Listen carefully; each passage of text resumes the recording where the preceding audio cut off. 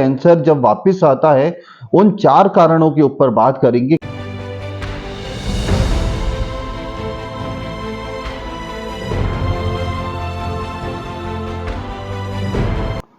नमस्कार दोस्तों, मैं हूं आपका साथी, आपका दोस्त विजेश्वर निर्दोष।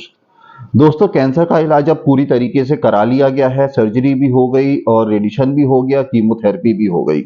मगर एक सवाल हमें अंदर से परेशान करता है और वो है, क्या मेरी बीमारी वापस आ सकती है? अगर बीमारी वापस आती है तो फिर मैं क्या कर सकता हूं? दोस्तों, आज हम कैंसर जब वापस आता है उन 4 कारणों के ऊपर बात करेंगे कि किन कारण की वजह से हमारी बीमारी पूरा इलाज कराने के बाद भी वापस आ जाती है।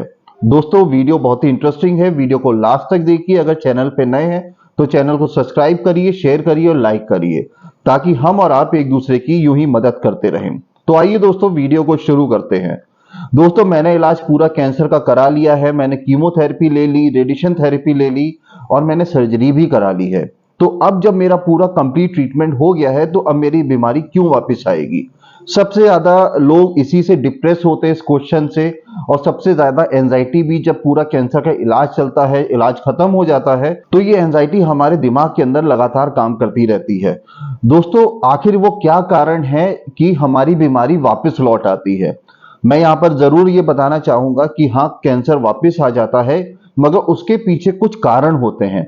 ज्यादातर हम लोगों को लगता है कि हमने सब कुछ तो करा लिया, तो शायद मेरे डॉक्टर ने अच्छे से ट्रीटमेंट नहीं किया होगा या मुझे हॉस्पिटल में अच्छे से नहीं देखा गया होगा, जिसकी वजह से मेरी बीमारी वापस आ गई। थोड़ा सा हम ब्लेम करने लगते हैं। दोस्तों, यहाँ पर ब्लेम करने की जरूरत नहीं है। आज मैं उन 4 कारणों की बात करूंगा कि किस वजह से ये कैंसर जैसी बीमारी सब कुछ करने के बाद भी वापस आ जाती है। दोस्तों, सबसे पहला है कैंसर की स्टेजिंग। किस स्टेज में हमें कैंसर डायग्नोज हुआ है, हम किस स्टेज में हॉस्पिटल पहुंचे हैं और वहां पर हमारा इलाज शुरू करा गया है। दोस्तों, सबसे ज्यादा चांसेस होते हैं कि जब हम एडवांस स्टेज में कैंसर जैसी बीमारी का इलाज करते हैं तो उसके कारण कैंसर वापस लौटने की बहुत ज्यादा संभावना होती है। हमारा कैंसर अब शरीर के अंदर बहुत ज्यादा बढ़ चुका है और हमने ट्रीटमेंट तो सब कुछ करा लिया और अभी हम कैंसर फ्री भी हो गए हैं, मगर भविष्य में ये कैंसर वापस लौट सकता है क्योंकि हमारी जो स्टेज थी वो एडवांस हो गई थी। तो एक ये कारण होता है स्टेजिंग का। दूसरा होता है दोस्तों ग्रेडिंग, कि हमें किस ग्रेड का कैंसर है। दोस्तों, कैंसर जो होते हैं वो 2 ग्रेड के होते हैं, एक हाई ग्रेड और एक होता है low grade. High grade tumours जो होते हैं वो बहुत ही तेजी से बढ़ते हैं। तो दोस्तों, अभी तो हमने इलाज करा लिया है, मगर जो हमारे ट्यूमर का नेचर है वो बहुत ही अग्रेसिव है, वो जल्दी खत्म होने वाला नहीं। हमने उसको कंट्रोल तो कर लिया है, पर कब तक के लिए कंट्रोल करा है ये कह पाना मुश्किल है। तो इन्हीं कुछ रीजंस की वजह से हमारी बीमारी फिर वापस लौट करके आ जाती है, चाहे वो 6 महीना हो, 6 साल हो या 16 साल हो। दोस्तों, मगर ऐसी परिस्थितियों में बीमारी कभी कभी वापस लौट के आ जाती है। दोस्तों, तीसरा हम बात करेंगे जेनेटिकल प्रीडिस्पोजिशन, यानी कि जो हमारे सेल्स है, जो हमारे डीएनए है, जो हमारा जीन्स है। अगर दोस्तों हमारे जीन्स में म्यूटेशन हो गया है जिसकी वजह से हमें कैंसर जैसी शिकायत आई है और हमने ट्रीटमेंट करा लिया है और हमारी बॉडी में जेनेटिकल प्रीडिस्पोजिशन है, तो ये फ्यूचर में हमें कहीं और की किसी और साइड का कैंसर भी पैदा कर सकता है। हमने इलाज करा लिया, फ्यूचर में हमको फिर से कैंसर हो सकता है, जिसकी वजह से हम ये कहते हैं कि हमारी बीमारी वापस लौट के आ गई है। तो इसमें जेनेटिकल फैक्टर भी काम करता है। और दोस्तों, फोर्थ फैक्टर की हम बात करेंगे कि जब हमारा रेडिएशन थेरेपी चल रही होती है तो हमारी बॉडी में बहुत सारे रेडिएशन की वजह से साइड इफेक्ट्स आते हैं, जिसकी वजह से कई बार हम डर के मारे अपने ट्रीटमेंट को ब्रेक करते हैं, या साइड इफेक्ट बहुत ज्यादा आते हैं तो डॉक्टर हमारा ट्रीटमेंट को कुछ दिनों के लिए होल्ड कर देता है, या हम रेगुलर अपने ट्रीटमेंट को नहीं कराते। दोस्तों, जब हम इस चेन सिस्टम को ब्रेक करते हैं और बहुत लंबे समय के लिए और बार बार ब्रेक करते हैं तो हमारा ट्रीटमेंट भी सही तरीके से नहीं हो पाता। हमें खाने पीने में दिक्कत होने लगती है तो हमने अपना इलाज को रुकवा दिया। दोस्तों, हमें बहुत ज़्यादा वीकनेस आ रही है तो हमने अपने ट्रीटमेंट को रुकवा दिया। दोस्तों, मेरी स्किन पर रेडिएशन की वजह से बहुत ज़्यादा साइड इफेक्ट्स आ गए हैं तो हमने ट्रीटमेंट को रुकवा दिया। तो दोस्तों ये कुछ रीजंस होते हैं कि हम अपने ट्रीटमेंट को रेगुलर इंटरवल पे इंटरप्ट करते हैं, यानी कि रोक देते हैं। तो इसकी वजह से जो हमें प्रॉपर ट्रीटमेंट मिलना चाहिए, जिस समय में मिलना चाहिए, तो टाइम भी बाहर हो जाता है, यानी कि उसमें ब्रेक लग जाता है। तो दोस्तों एक ये भी सबसे बड़ा कारण है कि हमारा इलाज तो पूरा हो जाता है, मगर हमने अपने इलाज को लग करके पूरे कंटिन्यूएशन में पूरा नहीं किया, जिसकी वजह से फ्यूचर में हमारी बीमारी वापस आ जाती है।